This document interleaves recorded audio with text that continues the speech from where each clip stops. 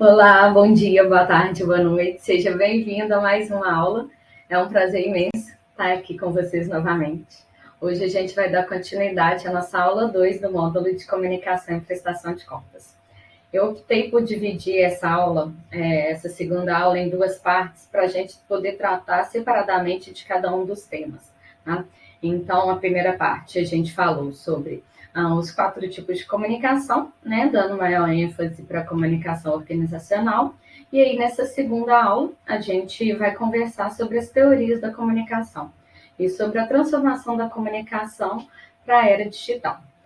Não é minha intenção fazer uma análise de todas as correntes de pensamentos, de teorias, tá? Uma vez que existem diversas dentro desse campo de estudo, né? E é realmente necessário uma análise profunda e dedicada para a gente entender a multiplicidade dessas correntes, tá? E o nosso foco aqui com o curso é trazer conhecimentos diversos, né? Trazer práticas, insights para que vocês vão poder entender e praticar no dia a dia de vocês, né? De forma a contribuir com o fortalecimento das OSCs, né? Então, hoje, a gente vai ver um panorama simples dos principais estudos sobre a comunicação e sobre essa evolução da comunicação, a comunicação nos dias de hoje, aí na sociedade pós-moderna. Tá? Com incentivo, nosso objetivo aqui é fazer com que instigar um olhar crítico seu, tá? Você poder chegar a entender como evoluiu essas teorias, como que evoluiu o processo de comunicação. Vocês vão ver o início ali das teorias da comunicação de massa, hoje em dia a comunicação digital, para fazer essa análise crítica e entender qual vai ser o caminho, entender qual o cenário atual, qual o possível cenário de amanhã, né? E com isso pensar com uma maior clareza, de forma crítica mesmo, no que é o ideal para vocês trabalharem a comunicação. As teorias da comunicação, elas são uma série de estudos sobre a comunicação social e que podem englobar filosofia, sociologia e psicologia, tá? Então, envolvem todos esses campos, sobre o comportamento humano, né? E a comunicação humana, tá? Esses estudos sobre as teorias da comunicação, eles começaram a ser mais explorados a partir do século XX, com a expansão dos meios de comunicação e principalmente a utilização desses meios de comunicação também para a política, né? Então foi aí a gente vê entre o período aí, entre guerras, quando a Europa queria instigar, né, comunicar com a massa, passar ali sua mensagem, né? Então, a gente começa a enxergar aí os estudiosos falando, peraí, o que está acontecendo? Vamos entender, porque a comunicação, como a gente viu, sempre existiu. Ela é natural, né, de nós, seres humanos, ela é necessária para a gente viver, né?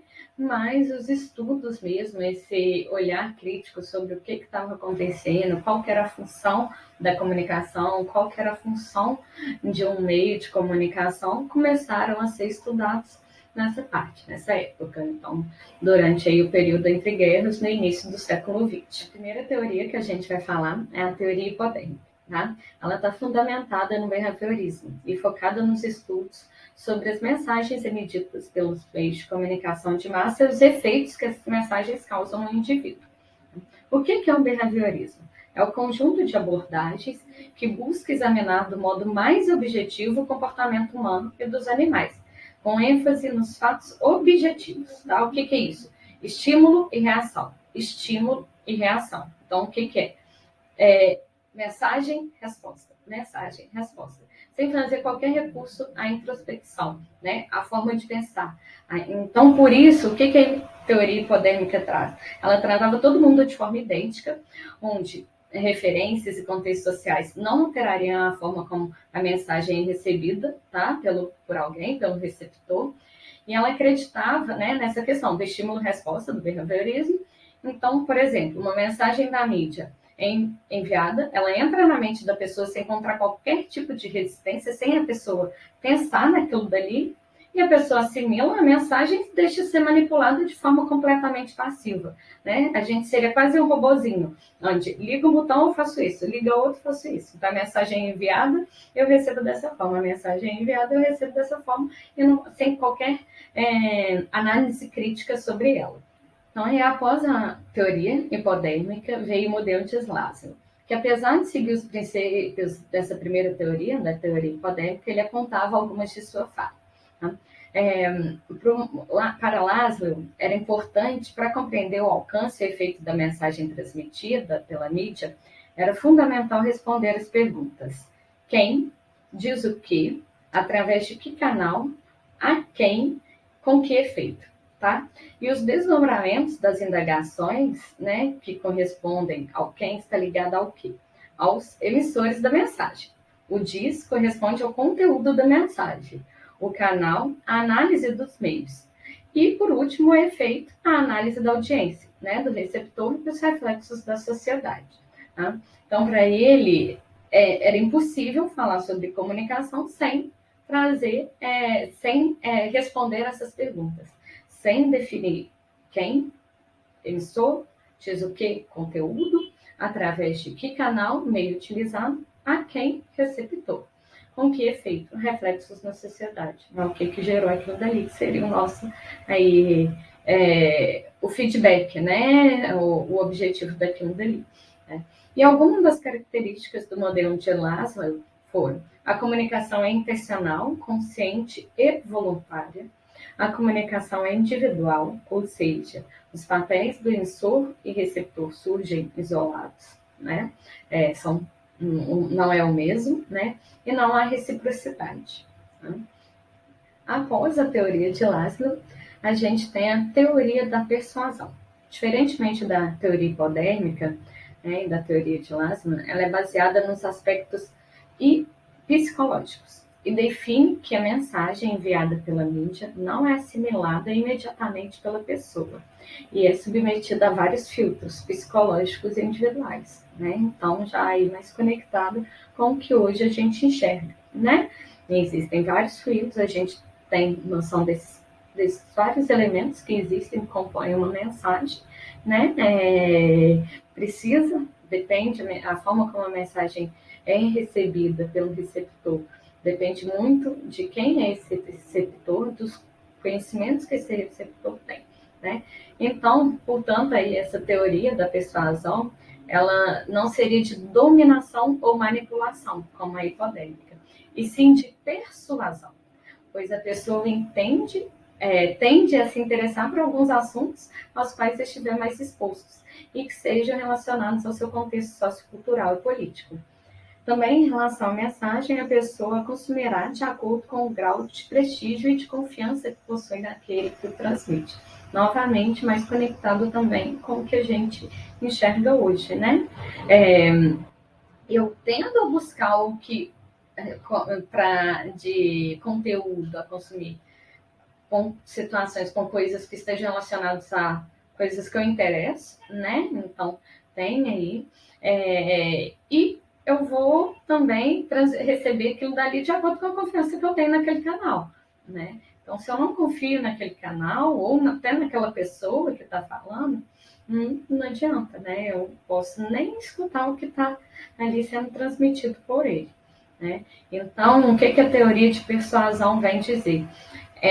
Eu vou realmente persuadir aquilo dali você.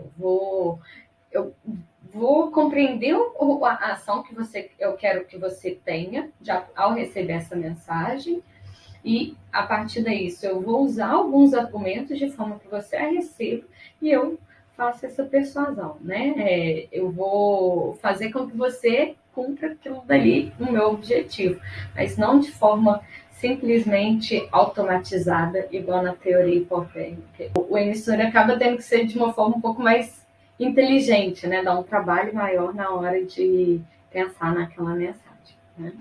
Depois da teoria de persuasão, veio a teoria empírica, que foi baseada na teoria de persuasão, porém ela fundamenta suas pesquisas na sociologia, ao contrário da teoria hipodérmica, que é na psicologia, né? No poder psicológico que aquela mensagem vai causar no receptor, tá? E aí sim, ela fundamenta, ela foca mais, direciona mais na sociologia. Ao invés, para essa teoria, a mídia cumpre papel limitado no jogo de influência, sendo apenas mais um instrumento de persuasão na vida social, como a igreja, a política, a escola e etc. Então, o que é? Como ela foca na sociologia, ela pega todo esse conhecimento que veio da teoria de persuasão. E a teoria de persuasão, ela está focada, seus estudos, somente ali na mensagem, no objetivo do emissor, na forma como o receptor recebe aquilo dali, codifica aquela mensagem. A teoria empírica já vem pensar no contexto social. Ela baseia na teoria de persuasão, mas ela começa a estudar o social como um todo, né? De forma que o quê? A mídia, a comunicação de massa, os jornais, a TV, né? Na época, na TV, né? Os rádios, elas seriam só mais um instrumento de persuasão, como a igreja, a política, a escola, né? E aí vem família, né? E várias outras formas. E aí, a partir da década de 1950, as teorias seguiram para uma linha mais sistemática, onde os estudiosos buscaram dar ênfase maior nos efeitos a longo prazo, além de maior atenção aos efeitos cognitivos e aos efeitos mais significativos, tá? E então, o que é isso? Eu não vou pensar aqui só nesse caso isolado, eu vou pensar como um todo, eu vou enxergar o ontem, hoje, o amanhã. Então, com isso, surgiu a teoria funcionalista, que estuda o papel da mídia na sociedade e não mais apenas os seus efeitos. Tá? Então, o que é? Qual que é o papel? Qual que é o papel que o jornal tem sobre a sociedade? Qual o papel que hoje, então vamos conectar com o dia de hoje, que a rede social, o Instagram, o Facebook tem na sociedade, né? E aí, por isso, também com uma maior atenção, né? Depois da teoria crítica, né? Depois veio a teoria crítica, que investiga a mídia como típico produto da era capitalista, tá? Então, o que é? Ela começa a criticar. Ah, não, a mídia tá ali só para vender aquilo dali. O único objetivo não é informar, não existe uma intenção, digamos, humana por trás da mídia, e sempre uma intenção comercial. E aí ela começa a criticar como a mídia, o papel da mídia. Por quê? Porque a teoria crítica ela entende que a mídia tem esse papel de um capitalista, tá? E aí ela começa a fazer várias indagações, várias críticas para a mídia.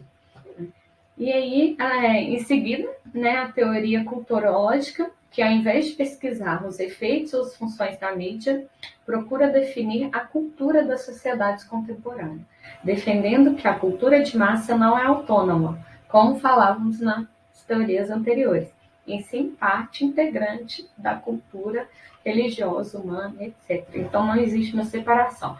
Então aqui não é o mesmo, tá? Vamos voltar aqui. Do que a teoria da persuasão, a teoria empírica, desculpa, ela foca seus estudos na sociologia, na forma como a mídia tem mais um papel, né, de persuasão na vida social, além da igreja, tudo, mas ela não une os dois. Tá? Ela é um estudo ali sobre o que a igreja, a escola, todos esses meios têm ali como forma de persuasão. E aí, depois, quando a gente vem na cultura culturológica, ela já enxerga como um todo, tá? Ela defende que a cultura de massa não é autônoma, né? Ela é parte integrante.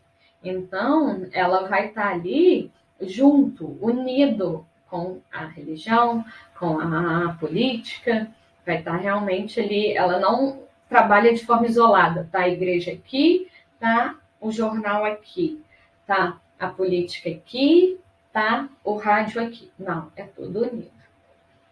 E aí, nessa segunda fase, surgiram os estudos sobre os catechists, que são o quê? São os guardiões do portão. Isso daí, eles fazem uma analogia aos profissionais de comunicação. O que que é? Ele analisa os critérios que fazem com que a mensagem seja ou não divulgada em uma mídia. Então, o que que seria o guardião do portal?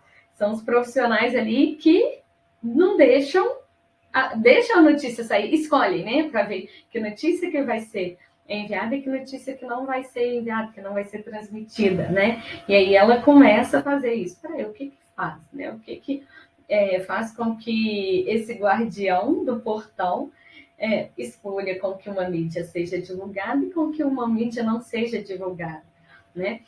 E aí os estudos sobre e depois, logo em seguida, vieram os estudos sobre a newsmaking, que é a produção de notícia, que é um aperfeiçoamento dos gatekeepers, e estuda com maior minúcia o trabalho de transformar a informação em notícia. Então, isso daí já é um pouco mais amplo, né? Então, aí já vê o meio como um todo, e aí esse trabalho, desde que chega a pauta ali, chega aquela informação sobre um acontecimento, e esse trabalho feito de como que é essa minúcia, buscar os dados, entender o que é realmente, fazer aquela apuração daquela pauta, né, como que é feito isso, e o trabalho depois da apuração feita, como que ela é transmitida, né, como que ela vira notícia. Então a gente vê, né? Foram, como eu falei, foram realmente algumas pinceladas, né? De uma forma um pouco breve, o estudo sobre essa comunicação para realmente vocês entenderem essa evolução dos estudos, né? Primeiro inicia ali somente como tratando o ser humano como um robô que recebe mensagem enviada, recebe e ele vai fazer aquilo dali, vai ter aquela atitude sem fazer nenhuma análise criteriosa, sem fazer nenhuma análise crítica sobre aquilo dali, vai simplesmente receber e reagir, né? E aí, diante disso, vieram outros estudos que foram aperfeiçoando esse meio.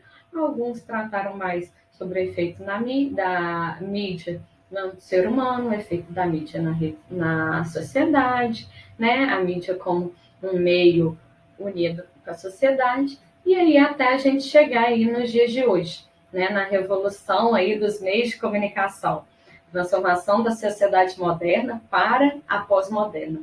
E a redução do uso dos meios de comunicação de massa para o aumento dos meios de comunicação digital. Os meios de comunicação não são apenas transmissores de informação, mas extensões dos seres humanos. Eles são capazes de fazer com que o humano veja mais longe que o limite de seus olhos, escute mais sons do que o limite dos ouvidos, ou seja, que tenha mais experiências sensoriais que o limite dos sentidos. Com essa multiplicação de experiências que os meios de comunicação possibilitam, também ocorrerá uma multiplicação na quantidade e na velocidade de informação que os indivíduos receberão. O impacto dessas mudanças, né? Nos meios, alguns dos impactos, a gente vai abordar aqui alguns, eu quero que vocês pensam criticamente, tá? Sobre cada um deles, viu?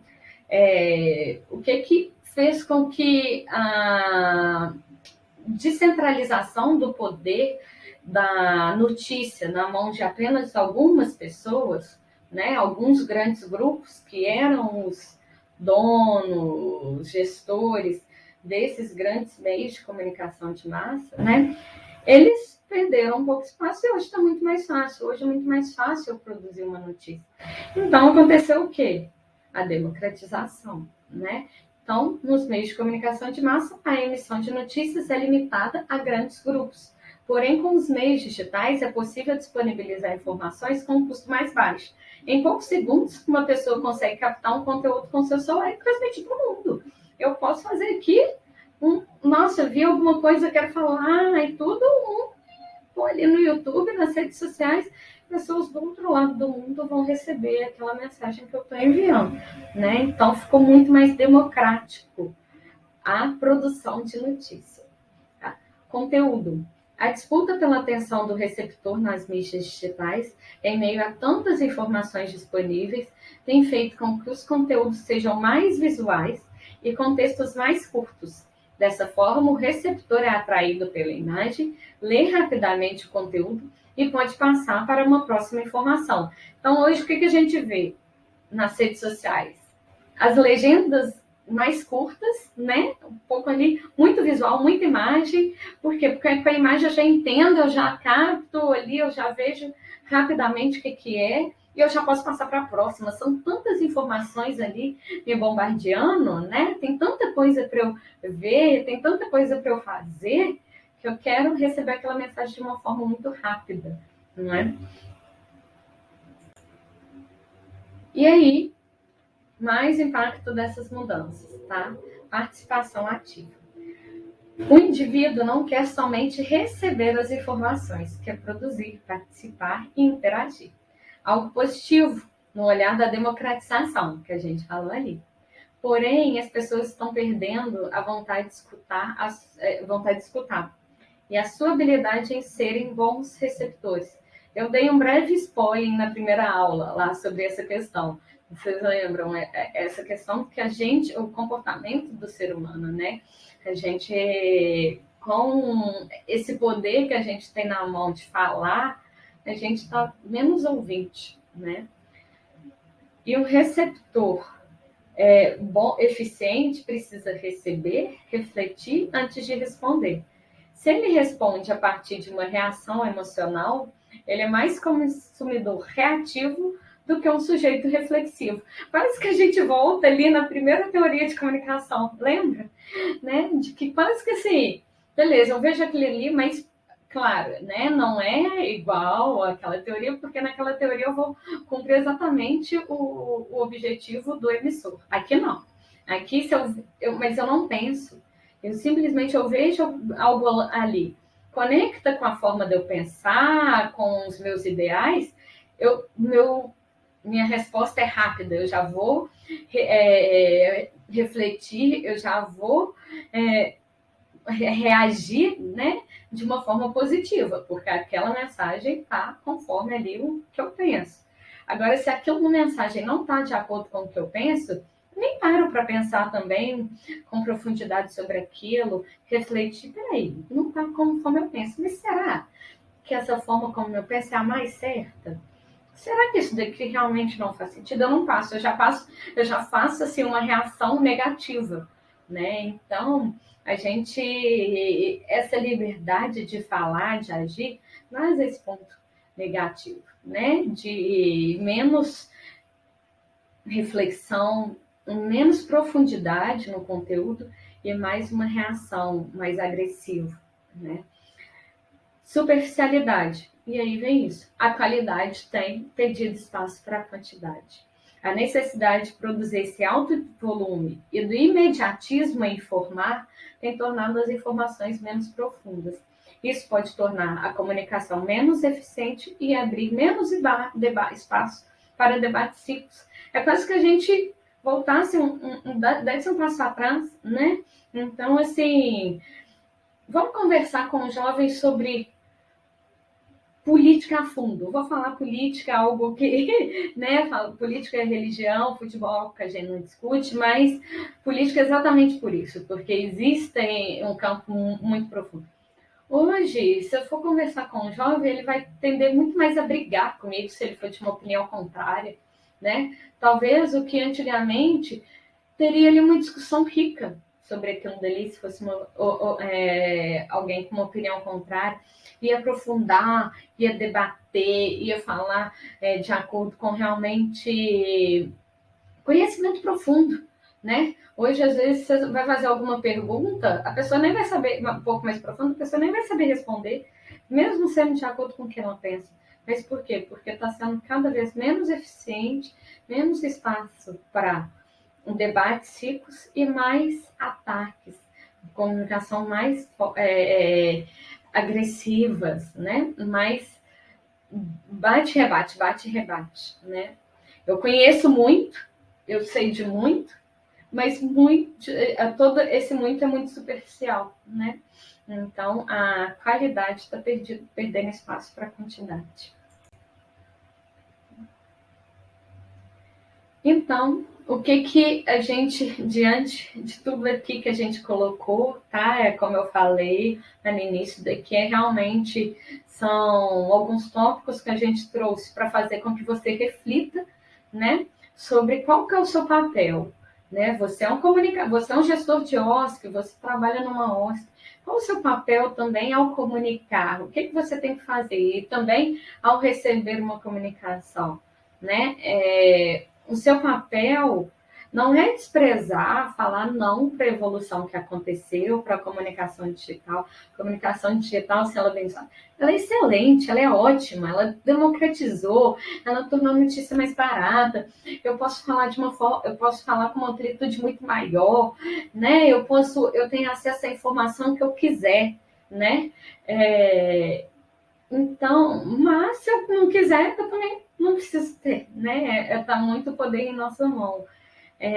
Vamos prezar mais pela relação versus conexão, tá? O que é relação versus conexão? É prezar por essa relação. Vamos gerar relação, vamos comunicar com o objetivo de fortalecer essas relações sociais. E não somente em gerar conexões rasas, alguém que vai a gente envolvido nessa comunicação digital, a gente fala muito que as pessoas ficam preocupadas às vezes com número de curtidas, número de seguidores, mas peraí, quem está curtindo, quem está sendo seu seguidor, está realmente convertendo num cliente, está realmente apoiando sua causa ou está ali só por curtir? É só uma conexão rasa. É melhor, de repente, eu ter 100 pessoas que eu relaciono com profundidade, que vão ser propagadores das minhas ações, que vão se relacionar comigo, que vão me ajudar, do que eu ter 500 que não vão consumir o que eu envio, simplesmente vai curtir sem consumir, que não vai agregar o que eu tô ali, que não vai gerar relação profunda nenhuma ali comigo, né? Então, na hora de produzir uma notícia, pensa nisso, vamos produzir com cuidado, o que faria, vamos relacionar, não vamos ficar só preso nessa comunicação rasa. Vamos prezar pela relação social, tá? Então, na próxima aula a gente pode debater um pouco mais sobre isso. Eu quero muito escutar a opinião de vocês sobre isso. Eu quero que vocês recebam aqui esse breve comentário, essa breve aula sobre a teoria e a evolução da comunicação, de uma forma que vai fazer diferença na vida de vocês, na comunicação que vocês produzem, tá? Né? Vamos comunicar, vamos produzir notícia, mas pensando no quê? Pensando no objetivo fim daquela notícia, não vamos falar só por falar. E vamos construir relação através daquela notícia, daquela mensagem que eu estou enviando. Tá? Não só na comunicação digital, mas na minha comunicação interna, que eu crie relações com quem está ali, com o meu time de voluntariados, com o meu time de funcionários. Vamos criar relações na minha vida pessoal, né? Não vamos ficar só conectando de uma forma rasa. E vamos pensar, vamos olhar toda notícia que a gente recebe de uma forma bem crítica, né? Não vamos somente receber e vamos aprofundar nosso conhecimento sobre aquilo. Vamos selecionar, claro, não dá para aprofundar em tudo que eu recebo, mas espera aí, olhei rapidamente, vi isso daqui é de maior interesse, vamos aprofundar naquilo dali. Combinado? Então, até o nosso encontro ao vivo, façam os exercícios, assistam suas aulas, anotem suas dúvidas e um forte abraço. Até mais!